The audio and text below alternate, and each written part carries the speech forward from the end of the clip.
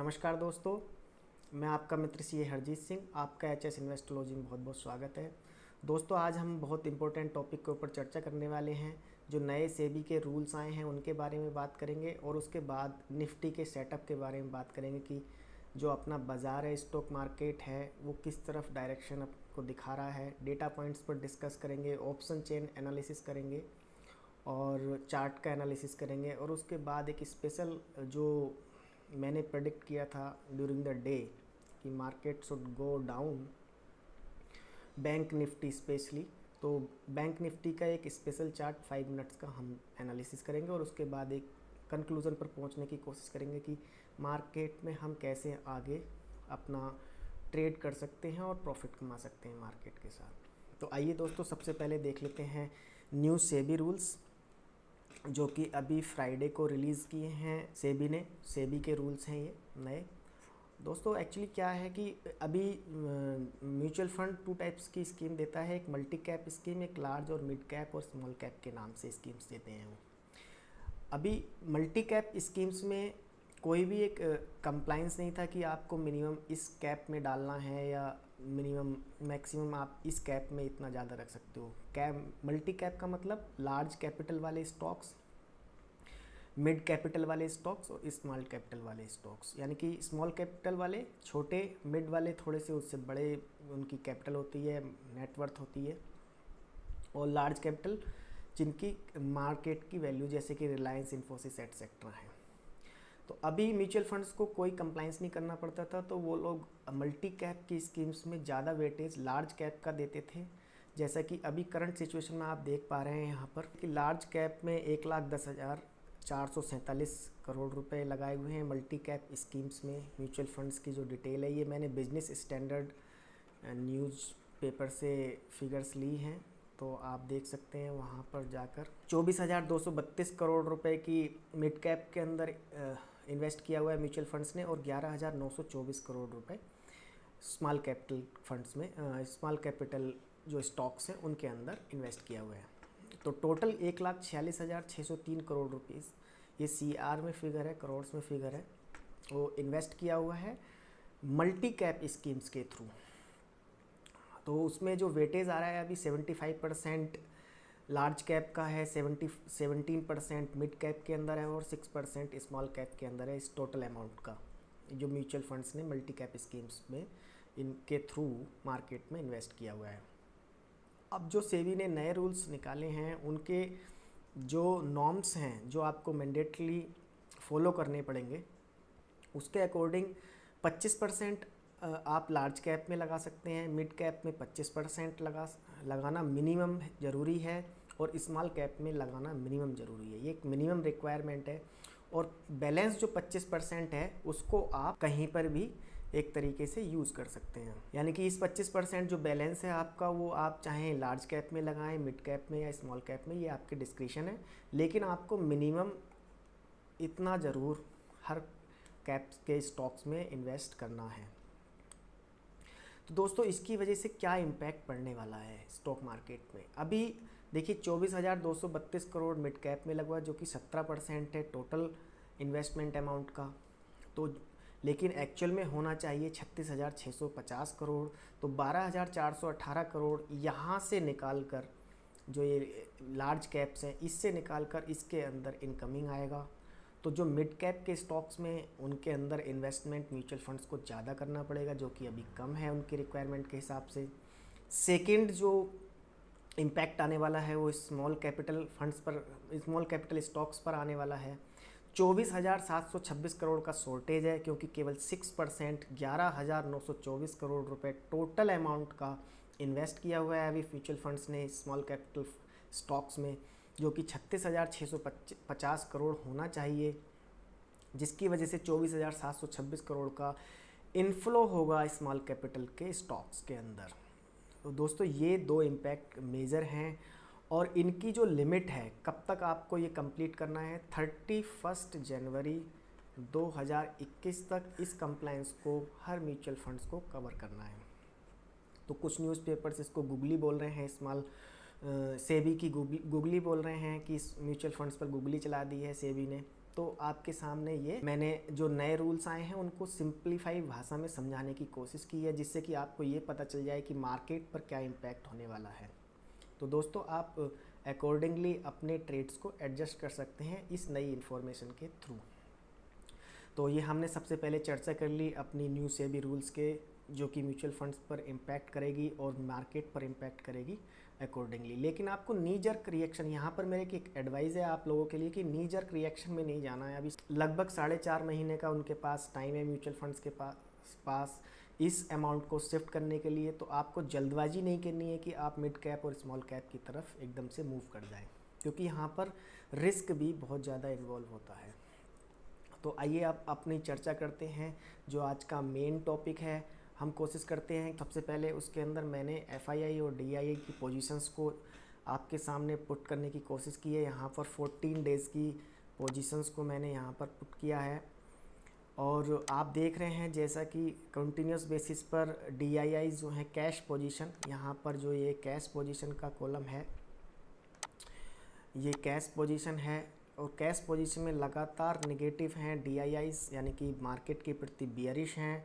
ये index future में भी बियरिश हैं, वो लॉन्ग पोजीशंस उन्होंने कम की हैं तो बियरिश है। और यहाँ पर शॉर्ट पोजीशन ज़्यादा बनाई हैं तो उसमें भी मैंने यहाँ पर उसको रेड कलर से फिल किया है, तो वो बियरिश हैं लगातार। उन्होंने पहले हफ्ते में अगर कैश पोजीशन की बात करें तो 1768 करोड़ का माल बेचा यहाँ पर, और अब 1500 करोड़ का सेकंड वीक में और 120 करोड़ का आज भी उन्होंने अपना कैश में मार्केट में सेल की है। इंडेक्स में आप देख रहे हैं इंडेक्स में लॉन्ग पोजीशंस को 32 करोड़ से कम किया फर्स्ट वीक में, सेकंड वीक में 2384 करोड़ से कम किया, 760 करोड़ आज भी उन्होंने पोजीशंस को कम किया है। और शॉर्ट पोजीशंस को लगातार बना रहे हैं। यहाँ पर पहले वीक में उन्होंने शॉर्ट भी पोजीशन को भी कम किया था, लेकिन अब वो 6533 करोड़ की नई शॉर्ट पोजीशन बनाई है इंडेक्स फ्यूचर में, जो कि एक नेगेटिव साइन है। 1196 करोड़ का यहाँ पर आउटफ्लो किया है 14 सितंबर को। तो शॉर्ट पोजीशन कब बनाई जाती हैं, या तो हेजिंग के लिए बनाई जाती हैं या स्पेकुलेटिव मूव के लिए बनाई जाती हैं। तो डीआईआई जनरली हेजिंग के लिए बनाते हैं, क्योंकि इन्होंने जुलाई मंथ में बहुत हैवी बाइंग की थी, थोड़ा सा अगस्त में भी बाइंग की थी, लेकिन उसके अगेंस्ट ये अपनी हेज पोजीशंस को बढ़ा रहे हैं। डीआईआई फ्यूचर स्टॉक्स में लॉन्ग में भी इन्होंने एक तरीके से माइनस किया है लास्ट वीक में, और शॉर्ट पोजीशंस अपनी बनाई है जो हेज के लिए बनाई जा सकती हैं यहाँ पर। तो ये भी बियरिश हैं कंटिन्यूसली चारों सेक्शंस में। तो हम ये मानते हैं कि डीआईआईज यहाँ पर बियरिश हैं मार्केट के प्रति, ये हमारा कंक्लूजन है पिछले डेटा पॉइंट्स को देखकर। अब एफआईआई की बात करें तो दोस्तों कैश में लगातार बाइंग हो रही है। यहाँ पर शुरुआत के कुछ बाइंग हुई, लेकिन 792 करोड़ जो कि 4 सितंबर को इन्होंने हैवी सेल की। उसके बाद अभी 1161 करोड़ की बाइंग की। मैंने लास्ट वीडियो में चर्चा की थी कि कहीं एफआईआई को ट्रैप तो नहीं किया जा रहा, और आज की जो पोजीशन है उसमें भी उन्होंने 298 करोड़ रुपए का माल ख़रीदा है। तो मैंने लास्ट वीक की जो अपना सेटअप था फ्राइडे को, जो मैंने वीडियो आपके सामने रिलीज़ की थी लाइव स्ट्रीमिंग में, मैंने बोला था कि कहीं एफआईआई ट्रैप तो नहीं हो रहे हैं। और जो आज मार्केट फॉल हुआ है उसको देखकर लगता है कि कहीं ना कहीं उनको ट्रैप किया गया था। इंडेक्स फ्यूचर की बात करें तो ये थोड़े से यहाँ पर लॉन्ग पोजीशंस को अपनी कम कर रहे हैं, तो बियरिश हैं। शॉर्ट पोजीशंस को बढ़ा रहे हैं, कहीं हेजिंग चल रही है इस पर्टिकुलर कैश पोजीशंस के अगेंस्ट, तो यहाँ पर थोड़े से बुलिश नज़र आ रहे हैं और शॉर्ट भी किए हैं। और 10,903 करोड़ की आज नई पोजीशन बनाई है, जो कि मुझे लगता है कि ये हेजिंग है एक तरीके से, जो इन्होंने कैश पोजीशंस अपनी क्रिएट कर रखी हैं। एफआईआई स्टॉक फ्यूचर में थोड़े से फर्स्ट वीक में इन्होंने बहुत पोजीशंस को माइनस किया।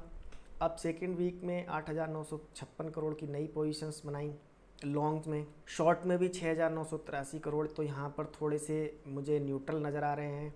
आज उन्होंने लॉन्ग पोजीशंस बनाई हैं 5,841 करोड़ की, और 1,233 करोड़ की शॉर्ट पोजीशंस बनाई हैं। तो यहाँ पर लगभग इक्वल है, न्यूट्रल कह सकते हैं हम लोग। लेकिन एफआईआई जो हैं ऑप्शंस का अगर डेटा देखें, जो इंडेक्स ऑप्शन का डेटा मैंने यहाँ पर लिया है, उसमें फर्स्ट वीक में 15,406 करोड़ रुपए माइनस में पोजीशंस ली थी इन्होंने लॉन्ग वाली, मतलब अपनी लॉन्ग पोजीशंस को कम किया था। अब फिर दोबारा से सेकेंड वीक में बढ़ाया है, लेकिन उतना ही शॉर्ट पोजीशंस भी इंक्रीज है। तो यहाँ पर शॉर्ट पोजीशंस ज़्यादा बनाई हुई हैं और लॉन्ग पोजीशंस कम है। तो हम ये कह सकते हैं कि यहाँ पर ऑप्शन का डेटा देखने के बाद हम ये कह सकते हैं कि FII ऑप्शंस में बियरिश हैं या हेजिंग की जा सकती है। यहाँ पर फ्यूचर्स के थ्रू भी हेजिंग की जा रही है और यहाँ पर जो है कैश में पोजीशंस को अपना बनाया जा रहा है। FII का अगर हम माने तो वो अपनी पोजीशंस को कम्प्लीटली हैज कर कर चल रहे हैं। उनको भी थोड़ा सा लगता है कि मार्केट उतना मजबूत नहीं है, अदरवाइज़ हैज नहीं करते वो, क्योंकि डबल अमाउंट डालना पड़ता है। तो हमारा कंक्लूज़न यहाँ पर है कि वो एक तरीके से न्यूट्रल प्ले कर रहे हैं यहाँ पर। तो हमने FII और DII का डेटा देखा। एक हमें प्लेयर लग रहा है कि बियरिश है और एक न्यूट्रल है। फ्रेंड्स आइए देखते हैं ऑप्शन चेन को।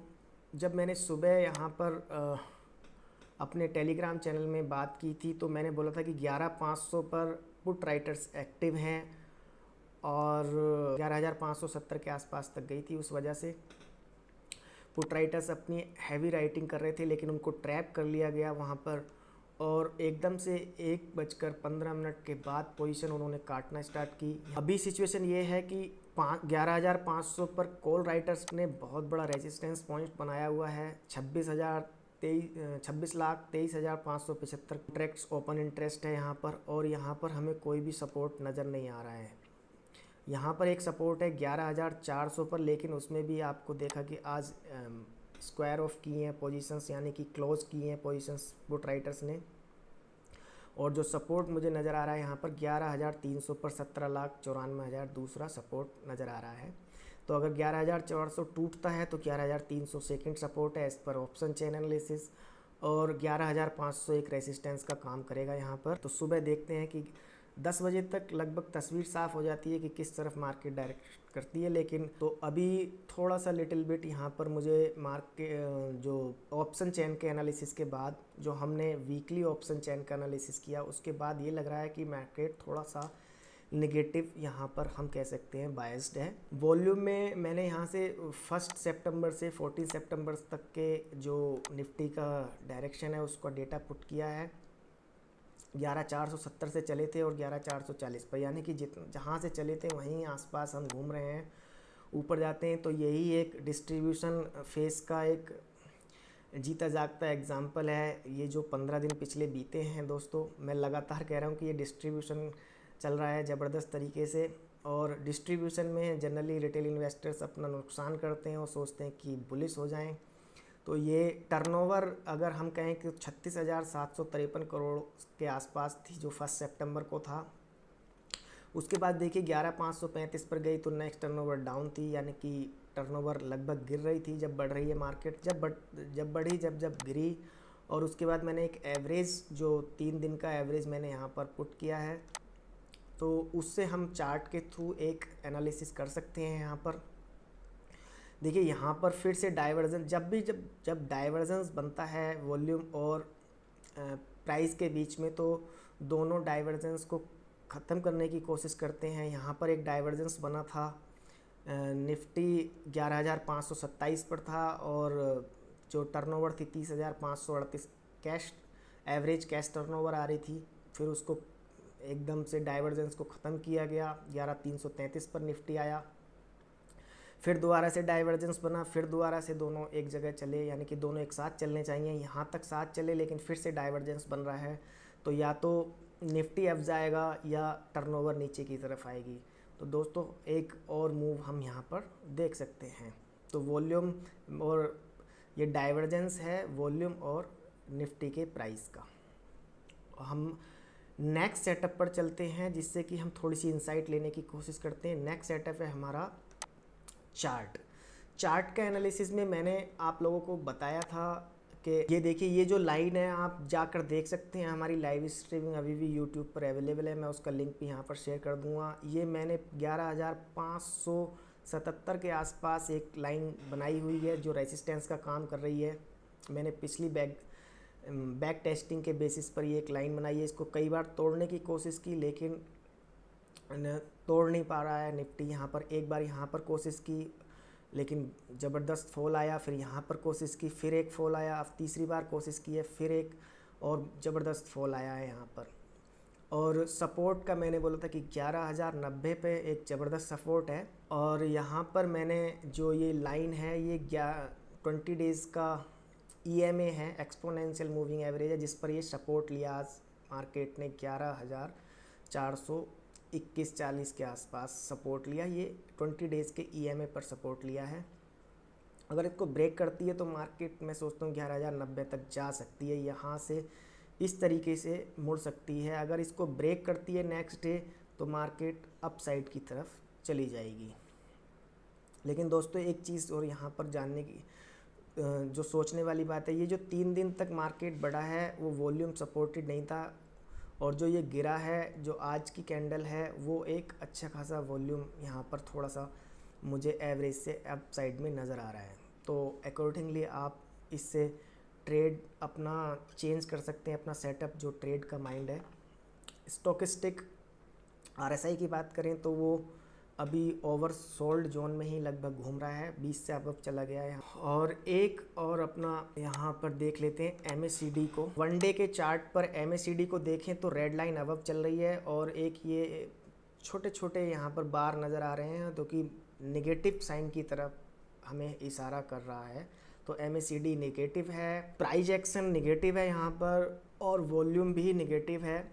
और हमने DII का डेटा देखा वो भी नेगेटिव है। और अगर FII की बात करें तो लगभग न्यूट्रल चल रहे हैं, अपनी पोजीशंस को हैज कर कर चल रहे हैं। तो हम एक और चीज़ देख लेते हैं, जो आज की पोजीशंस बनी उसमें लगभग 33 स्टॉक्स जो हैं डिक्लाइन की तरफ गए, 17 स्टॉक्स अपसाइड गए। तो एडवांस डिक्लाइनिंग रेशियो मतलब 1:2 रहा, एडवांस इज़ 1:2, लगभग 50 में से 17:33 करेंगे तो 1:2 आएगा, जो कि एक नेगेटिव साइन है। और देखिए ज़्यादातर स्टॉक जो हैं IT सेक्टर ही अप कर रहा था, IT सेक्टर ही मूव कर रहा था। अदरवाइज़ अगर IT सेक्टर भी थोड़ा सा न्यूट्रल हो जाता है तो मार्केट शायद 200 पॉइंट्स और नीचे जा सकती थी। टॉप 6 में 5 स्टॉक IT सेक्टर के हैं। तो दोस्तों IT सेक्टर अपने पीक पर है। हमारा IT सेक्टर US के IT सेक्टर से बढ़िया नहीं है। US के IT सेक्टर ने बहुत ज़बरदस्त फॉल किया है अभी पिछले वीक्स में। तो आप कॉशियस रहें, IT सेक्टर को लेकर ज़्यादा बुलिश ना हो। यहाँ पर भी अगर F&O स्टॉक्स की बात करें तो लगभग 136 स्टॉक्स हैं, उनमें से 70 एडवांस हुए, 64 डिक्लाइन हुए और 2, तो यहाँ पर 50% के आसपास लगभग है। तो हमने एडवांस डिक्लाइनिंग रेशियो भी देख लिया।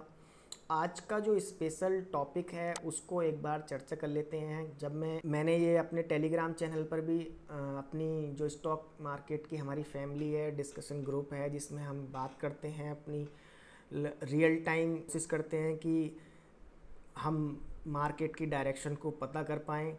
तो उस पर मैंने ये एक चार्ट शेयर किया था अपने फ्रेंड्स के साथ, अपनी फैमिली के साथ, और वहाँ पर बताया था कि ये वाली कैंडल को अगर कोई पढ़ लेता है तो मार्केट की डायरेक्शन को शायद 9:15 बजे ही समझ जाएगा। देखिए ये जो कैंडल है, यहाँ पर जो ये कैंडल बनी है, ये आपको एक नॉर्मल इंसान को ये वाली कैंडल, मैं यहाँ पर इस कैंडल की बात कर रहा हूँ, ये आपको नॉर्मल इंसान को ये लगेगी कि ये कैंडल बुलिश कैंडल है। एक्चुअल में ये दोस्तों बियरिश कैंडल है। क्यों है ये बियरिश? देखिए इसका जो विक है, ये 5 मिनट का चार्ट है और बैंक निफ्टी फ्यूचर का चार्ट है। यहाँ पर निफ्टी को सुबह ले जाया गया 22,822 के आसपास। न्यूज़ बेस्ड जो मिड कैप वगैरह एक्सेट्रा का न्यूज़ था उसके बेसिस पर ले जाया गया 22,822 के आसपास। यहाँ पर नीचे वॉल्यूम अच्छा था, ये वॉल्यूम एक्चुअल में ग्रीन नज़र आ रहा है, लेकिन एक्चुअल में ये सेलिंग हुई है। हाई लेवल पर जाकर किसी बड़े प्लेयर ने सेल किया और मैंने यहाँ पर अपना एक सपोर्ट जोन बना लिया था जब गैप अप ओपनिंग हुई थी कि अगर इस गैप को ये तोड़ता है तो बहुत बड़ा फॉल आएगा। और लगभग 1:15 पर इसने ये ब्रेक किया और ये बिल्कुल सही साबित हुआ कि यहाँ पर सेलिंग हुई है, किसी बड़े प्लेयर ने सेल किया। उसके बाद कोशिश भी की मार्केट खुले जाने की, लेकिन लेकर नहीं जा पाए ऊपर, और लगातार गिरने के बाद देखिए कितना बड़ा फॉल आया और 22,000 लगभग 155 पर बंद हुआ और 22,000 जो लोएस्ट टच किया 22,100 के आसपास टच किया। तो ये एक स्पेशल चार्ट एनालिसिस मैंने यहाँ पर किया है कि आप किस तरीके से इन चार्ट्स को देख सकते हैं। ये विक अगर ज़्यादा बड़ी बनती है और ग्रीन कैंडल है और अपसाइड विक ज़्यादा है तो यहाँ पर हम उसे बियरिश कैंडल मानेंगे, अगर आप जानते हैं थोड़ा सा चार्ट्स के बारे में। तो फ्रेंड्स, ये मेरी तरफ से निफ्टी सेटअप था। आइए अगर अब हम चर्चा करते हैं कि हमारा आज का कंक्लूज़न क्या निकला है। फर्स्ट जो हमारा एनालिसिस है, वॉल्यूम्स के साथ डाइवर्जेंस बन रहा है जो कि एक नेगेटिव साइन हो सकता है। दूसरा दोस्तों, ऑप्शन चेन का एनालिसिस किया हमने, तो ऑप्शन चेन हमें यहाँ पर न्यूट्रल नज़र आ रही है और थोड़ी सी नेगेटिव बायस्ड है, नेगेटिव बायस। थर्ड वन हमने एनालिसिस किया चार्ट एनालिसिस। चार्ट एनालिसिस में हमने दो चीज़ों को देखा। प्राइस एक्शन में नेगेटिव है, प्राइस एक्शन नेगेटिव एक तरीके से, और हमारा जो MACD है वो भी एक तरीके से नेगेटिव है यहाँ पर। और चौथा हमने जो बात की वो थी हमारी advance decline ratio. Advance decline ratio में टॉप के 50 शेयर्स में 1:2 है, यानी कि एडवांस 1:2 का रेशियो है एडवांस डिक्लाइनिंग का, जो कि एक नेगेटिव साइन की तरफ बताता है हमें। और पांचवा जो FII DIA का डेटा हमने देखा, FII न्यूट्रल नज़र आ रहे हैं, हेज करके चल रहे हैं अपनी पोजीशंस को अगर ख़रीद भी रहे हैं। DII स्ट्रांगली बियरिश नज़र आ रहे हैं और पूरे मंथ में ही वो बियरिश नज़र आए। बैंक निफ्टी का हमने एक एनालिसिस किया दोस्तों यहाँ पर, तो वो भी एक तरीके से बहुत ज़्यादा से बियरिश नज़र आ रहा है। तो फ्रेंड्स, हम ये कंक्लूज़न निकाल के सकते हैं कि मार्केट अभी हमें वीक नज़र आ रही है। कंक्लूज़न हमारा ये है, वीक नज़र आ रही है और डिस्ट्रीब्यूशन फेस में है। डिस्ट्रीब्यूशन फेस में जिसमें कि मार्केट को अपसाइड ले जाया जाता है, वहाँ पर सेलिंग होती है और फिर मार्केट नीचे की तरफ आती है जब पब्लिक पार्टिसिपेट करती है। तो फ्रेंड्स, ये मेरी तरफ से निफ्टी सेटअप और अपने जो नए रूल्स आए हैं म्यूचुअल फंड्स के इन्वेस्टमेंट को लेकर, उसके ऊपर चर्चा। दोस्तों, अगर आपको ये वीडियो पसंद आया हो तो प्लीज़ इस वीडियो को लाइक करें और अपने फ्रेंड्स में शेयर करें, और ऐसे ही टॉपिक पर ज़्यादा जानकारी के लिए आप इस चैनल को सब्सक्राइब करें।